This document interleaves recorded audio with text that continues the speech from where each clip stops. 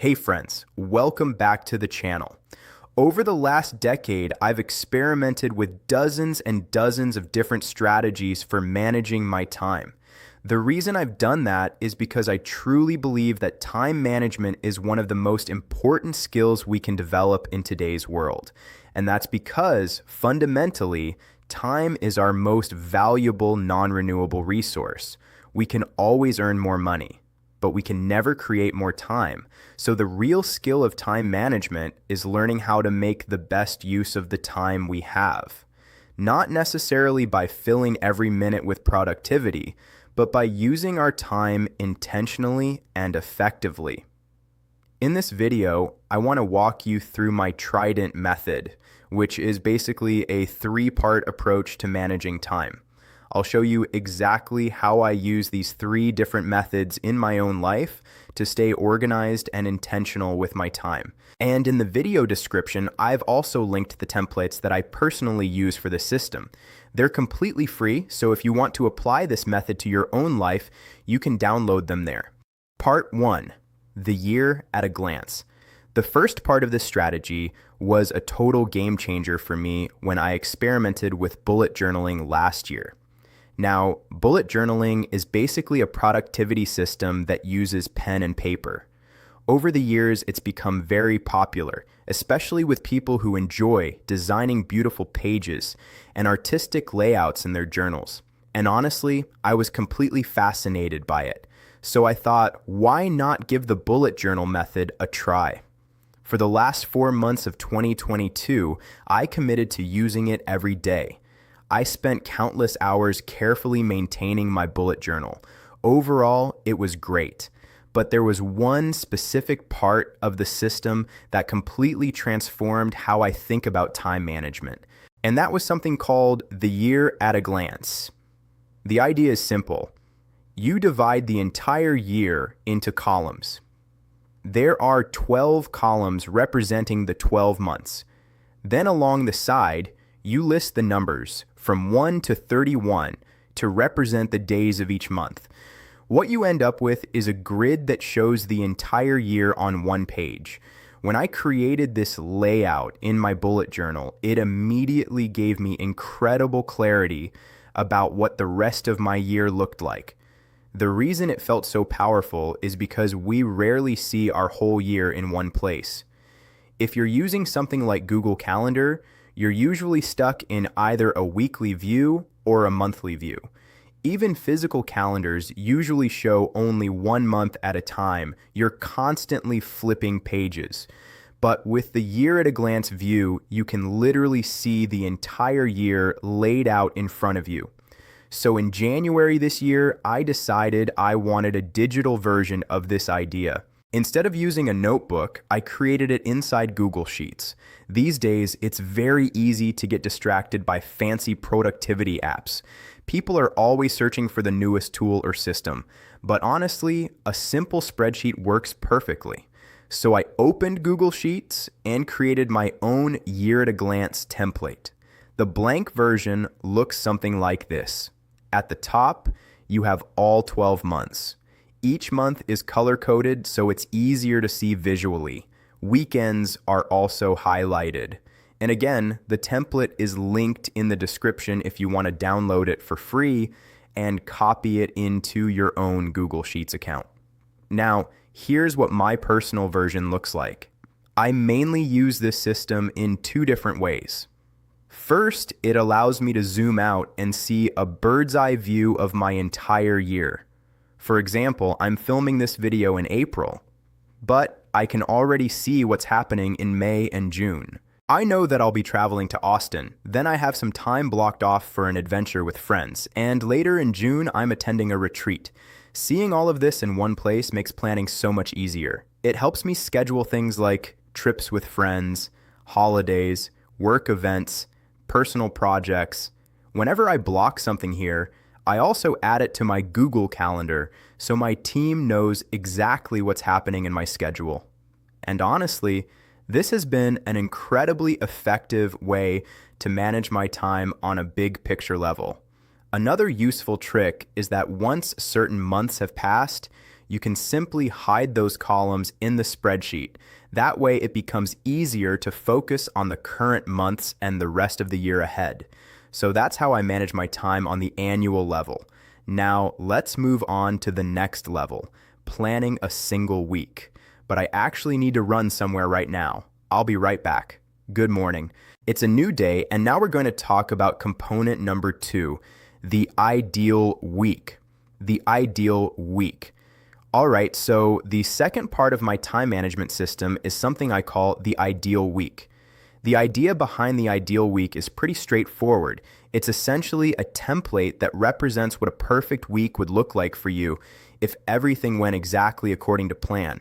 Of course, real life rarely goes exactly as planned. Unexpected things always come up, but having an ideal structure gives you something to aim for. Think of it like a blueprint. Instead of waking up every day wondering what you should be doing, the structure already exists. For me, the ideal week is designed inside Google Calendar. What I've done is divide my week into different blocks of time, each dedicated to specific types of activities. For example, some blocks are reserved for deep work, tasks that require focus and concentration, like writing scripts or recording videos. Other blocks are reserved for meetings. Some are dedicated to exercise, reading, or personal time.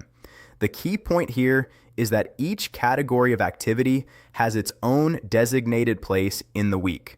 This approach removes a huge amount of decision-making from my daily life. Because instead of asking myself, when should I work on this? The answer is usually already there in the schedule.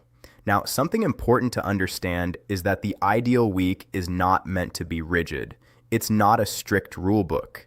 Instead, it's more like a guiding framework that helps you organize your time in a thoughtful way. For example, if I know that my brain works best in the morning, then that's when I schedule my most cognitively demanding work. Things like writing, thinking, planning, and problem solving. In the afternoon, when my energy naturally drops a little, I schedule tasks that are less demanding. Things like emails, meetings, or administrative work.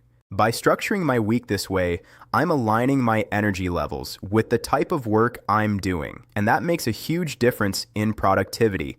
Another benefit of the ideal week is that it helps maintain balance. Without intentional planning, work can easily take over every part of your life. But when you deliberately schedule time for exercise, hobbies, friends, and rest, those things become part of your routine rather than something you try to squeeze in later. For example, in my calendar, I have recurring blocks for going to the gym, reading recording videos, team meetings, personal reflection time. These blocks repeat every week. So instead of having to plan everything from scratch, the structure already exists. And when something unexpected comes up, I simply adjust around that structure. Think of the ideal week as the skeleton of your schedule.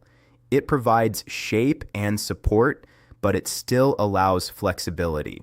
Once you have a clear idea of what your ideal week looks like, managing your time becomes significantly easier. Part 3, daily planning. Now let's move on to the third and final part of the system, daily planning.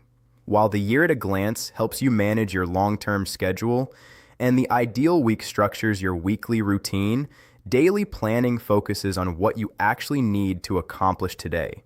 This is where execution happens, because even the best plans in the world don't matter unless you take action on a daily basis. For my daily planning, I usually keep things very simple. At the start of each day, I write down the 3 to 5 most important tasks I want to complete. Not 10, not 20, just a small number of priorities. The reason for this is that our attention and energy are limited. If you try to do everything at once, you usually end up doing nothing particularly well. But when you focus on a few high-impact tasks, you're much more likely to make meaningful progress. I also try to schedule these tasks into my calendar, so instead of just writing work on video, I'll block a specific time, like 9 per AM, 11 per AM, script writing. This technique is often called time blocking, and it's incredibly powerful because it transforms vague intentions into concrete plans. Instead of saying, I should probably work on this sometime today, you've already decided when it's going to happen. Another helpful practice is reviewing your day in the evening. At the end of the day, I quickly look back and ask myself a few simple questions. What went well today? What didn't go as planned? What should I adjust tomorrow? This small habit creates a continuous feedback loop that helps you improve your time management over time. Conclusion. So to summarize, the Trident method has 3 main parts. The year at a glance gives you a big picture view of your entire year. The ideal week provides a structured weekly framework for how you spend your time. Daily planning ensures you focus on the most important tasks each day. Together, these 3 layers create a system that helps you manage your time at multiple levels. You can see the big picture of your life while still staying focused on what matters today. And honestly, since I started using this approach, I felt much more in control of my time. Not because I'm constantly working more, but because I'm being more intentional about how I spend my time. If you'd like to try this system yourself, I've linked the templates in the description so you can download them and adapt them to your own life. Because at the end of the day, the goal of time management isn't just productivity. It's about creating space for the things that truly matter.